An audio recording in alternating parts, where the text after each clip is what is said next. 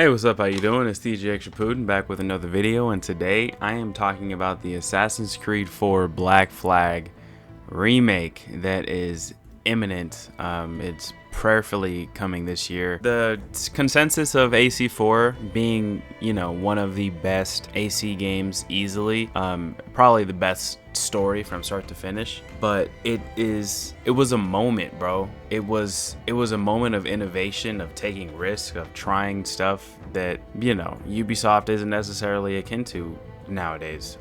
However, I have been playing Assassin's Creed Shadows, and there are some things about that game that I really like, some things that I not so much am a fan of.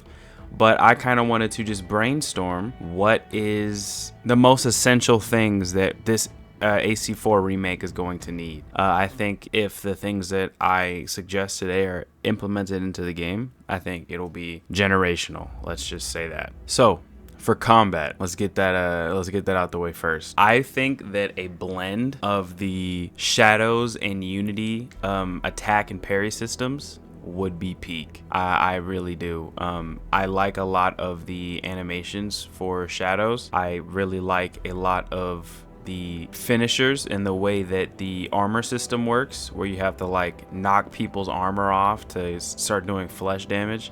I do think that is really cool. I think it looks really nice. It's pretty well balanced. So as far as the doing damage, as far as the DPS is concerned with Shadows, I think the parry system of Unity is really nice. I think if you could have the aggression of kind of the more RPG style games plus some form of a counter system like Unity, which Unity was cool because it had a challenge to it and you couldn't just run in there mindlessly swinging and win. So I think that would be really nice. Now for the parkour is gonna be like, a lot of people probably aren't going to like my opinion on parkour when they're saying that, oh, it needs to have a skill aspect to it and it needs to be methodical. I don't think so, bro. I just like climbing shit. Like, I don't think there's anything wrong with that. I like climbing stuff because it looks cool. Like, you don't need like some skill expression. This isn't a this is a single player. It's a video game, bro. Like, we're not playing against other people. Like, you don't get brownie points for, oh, I can climb better buildings than you in Assassin's Creed. Like, who gives a damn? Like, as long as the animations look clean, whatever. But I would like a balance between the kind of more sluggish Valhalla system, where you're essentially Spider-Man, but mixed with like the weight of AC3. Because what Connor had definitely had was momentum. When he was rolling through, bro, oh my gosh, Connor was a murder machine, and he was just so aggressive.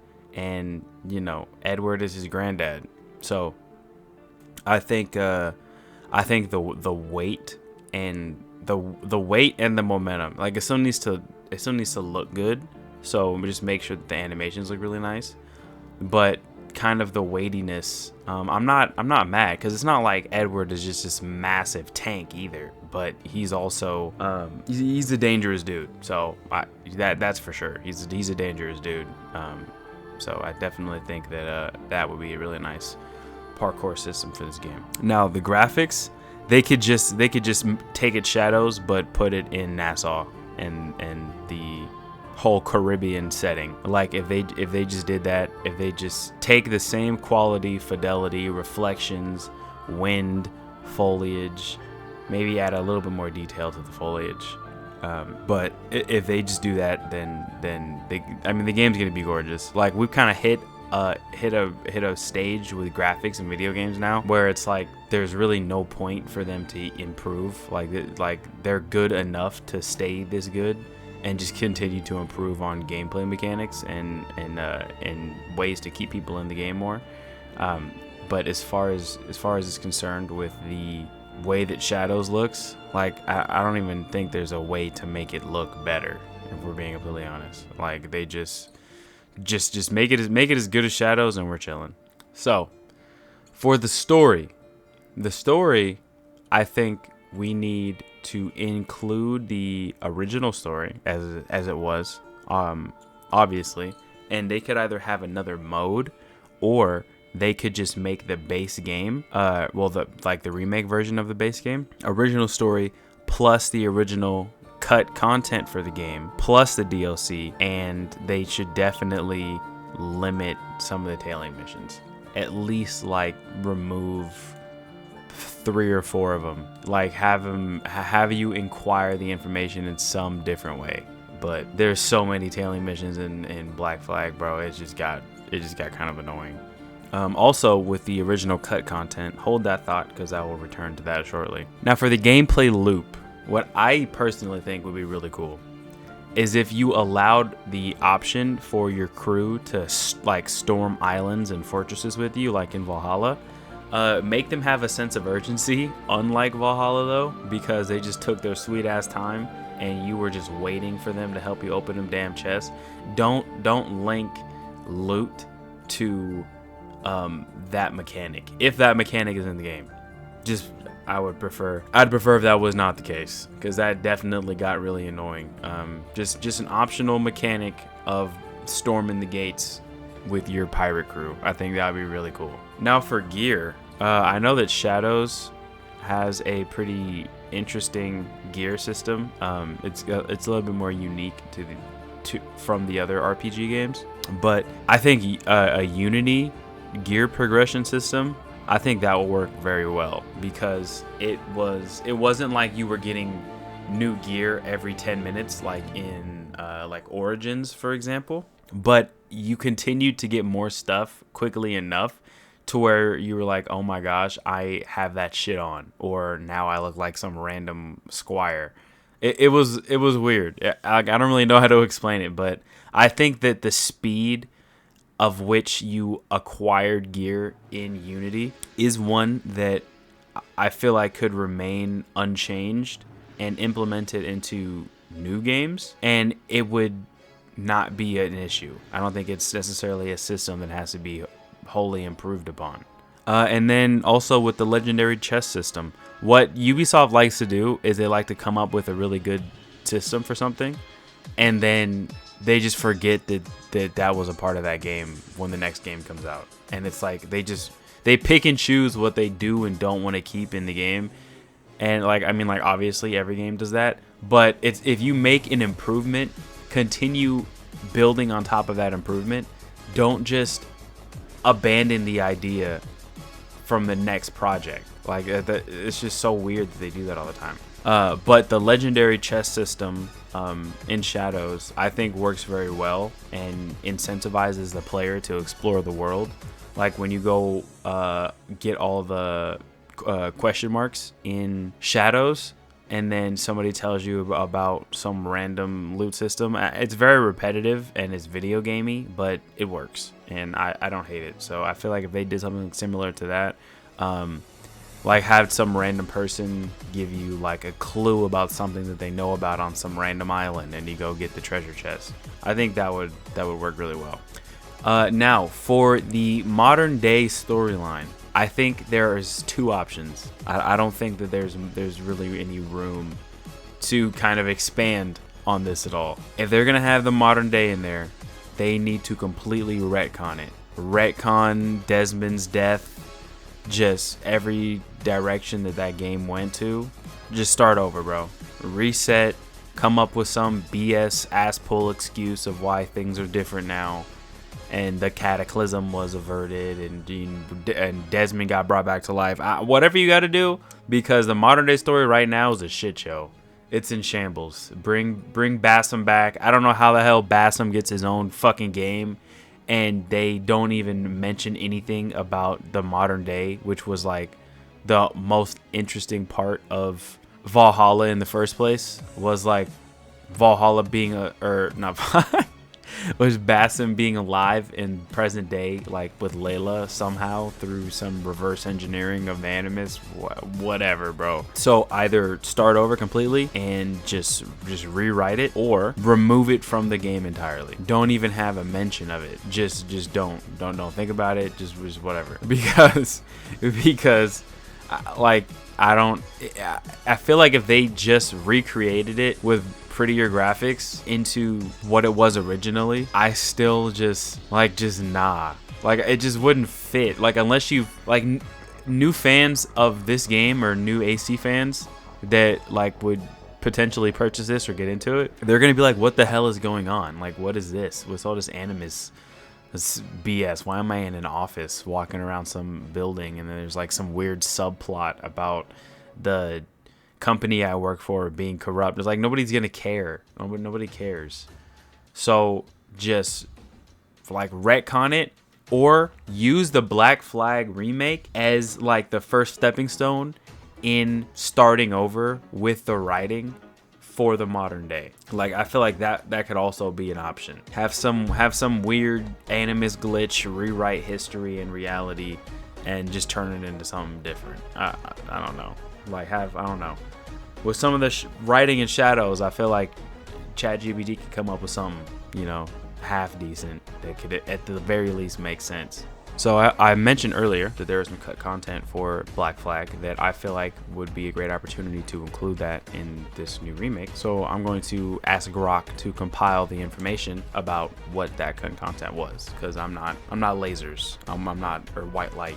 Like I'm not super well versed on this stuff, or the hidden one. I'm not one of them niggas. I love AC, but I haven't made a career out of AC. So I'm asking Grok, what was the cut content for Assassin's Creed 4 Black Flag? Okay, so we've kind of got a good little bit of information.